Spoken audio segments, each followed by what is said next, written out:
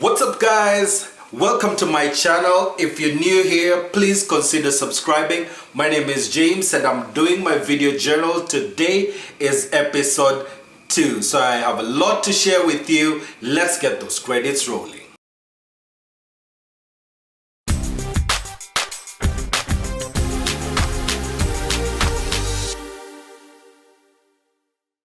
So today is the day officially you will be able to move your mobile money from one network to another with no problems. It's called interoperability of mobile networks. And this has been quite a while in the making. One, because the leading mobile money provider, which is Safaricom in Kenya, has had quite a lot of problems with actually allowing that, because the truth of the matter is, in this market, the biggest percentage of money being transferred is on Safaricom.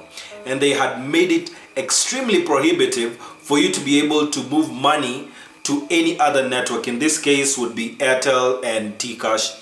The other one just disappeared, U-Mobile. Where did U-Mobile go to? Anyway, so today is officially the very first day that you will be able to transfer your money from MPESA, because that is where the money will be coming from, to Airtel Money, which is usually where the money will be going to. But the good thing is that you can now be able to send your money from MPESA to Airtel Money, from Airtel Money to MPESA, and the money will be reflected in the respective wallet.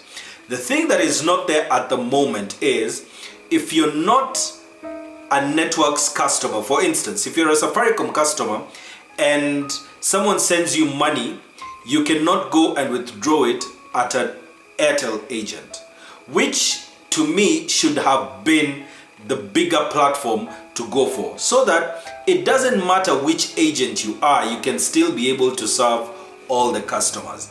I know that in this country, the bigger percentage of agents who are mobile money agents are MPESA agents, but the people who are Airtel agents would have benefited more from that, because now the MPESA customers would have come to them as well. You would see this is a mobile money agent place, so you go there directly.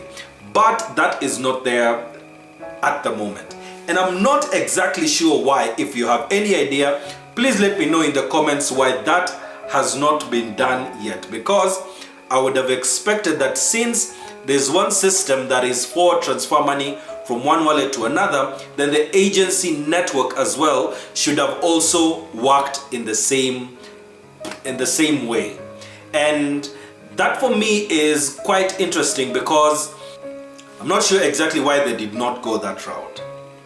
The second thing is, yesterday it was announced that Safaricom MPESA will finally be able to receive PayPal transactions.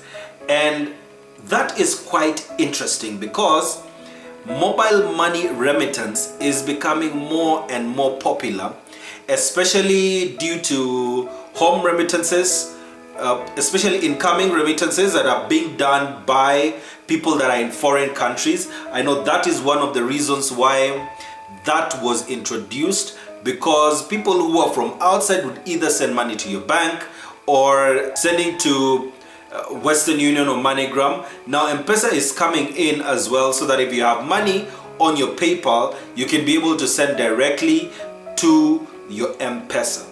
Now that is also a good way of bringing in the money that freelancers usually make on freelancing websites.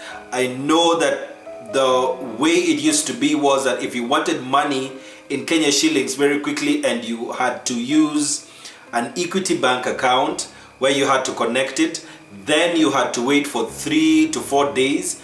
Now, at least for a particular amount, I think at the moment of this recording, up to 140,000 shillings, you can be able to transact in a day, 70,000 per transaction, which I think should be increased. For MPESA, should be increased, because many people are doing bigger and bigger transactions every day.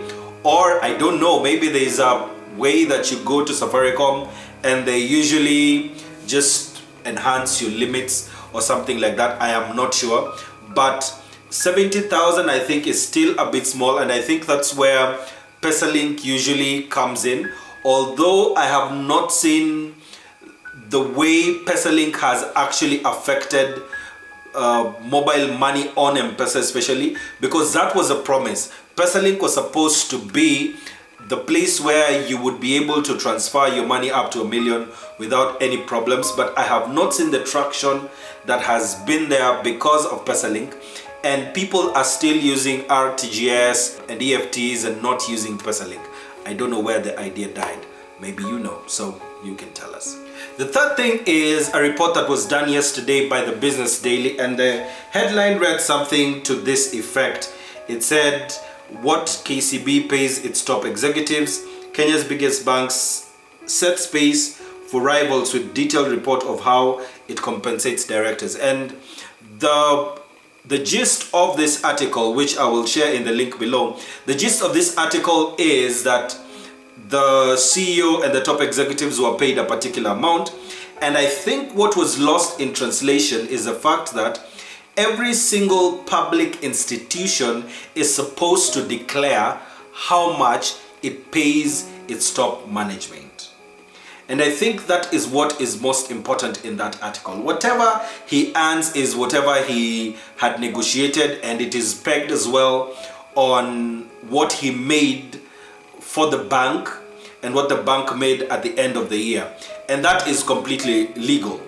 But what is most important is that banks especially are supposed to declare how much they actually paid their directors. And it says, Kenya's biggest bank by assets, KCB, has set the pace in executive pay reporting with a comprehensive account of its directors' remuneration, making it the first bank to comply with the new reporting demands. So, the truth of the matter is all banks are supposed to do this. Every single bank is supposed to declare, we paid our CEO this, we paid our CFO this, we paid the COO this amount, as a way of being transparent on how they declare their pay. And this article goes into the nitty-gritties of exactly how much the CEO earned and how much the CFO earned. And I'd like to read, and it says, we, Mr. Garo is saying, we, KCB, together with Equity Group and an Egyptian bank, have one of the highest return on equity on the continent. And he pointed out that the remuneration of bank executives in East Africa remains way below those of their peers in West and Southern Africa. And this is where the other thing comes in. Should bank executives in East Africa be paid the same or on the same scale with those that are in other parts of Africa? Also looking at the size of our economy, with the places where in this article he actually mentions and connotes to places like South Africa or Nigeria, where the economies are slightly larger. Do you think that the pay that is being given to the bank executives is higher than they should be getting? I know that we sometimes feel that the amounts that they are earning, because the amount that is quoted here is 256 million Kenya shillings that he earned in 2017. In 2016, he earned 224 million. And it has to be pointed out, rightfully, that the actual salary that he got was 5.4 million per month, which is 65 million. The balance of 190 something, probably 189 million was bonus as well as other benefits. And I think at the same time it is unfair to compare the CEO's pay with the average employee, because they say that at the current rate his pay amounts to nearly 1 million for each working day and is 7.72.1 times the average 3.5 million paid to KCB's 5,393 3 permanent employees. Number one, the average being paid to employees does not even look at how many employees are earning at that amount, because the average includes every other director who's above that amount, and their amount is quite high, and the very low of the low, who are probably the salespeople who may be earning the least basic salary, and it doesn't look at that. So just comparing it, his pay and the average pay for every single employee looks a bit sketchy, and probably someone was just trying to fill words so that they could be able to get that. But what do you think about the pay that bank executives are getting, and not just him, because this was because they are now complying with the fact that every institution is supposed to declare what it is paying its top management. But as we are going on, other banks will have to declare as well. Other banks will have to actually say what they were paying and how they arrived at that amount. So I want your thoughts on what exactly you would think about this, and we'll meet in the next video.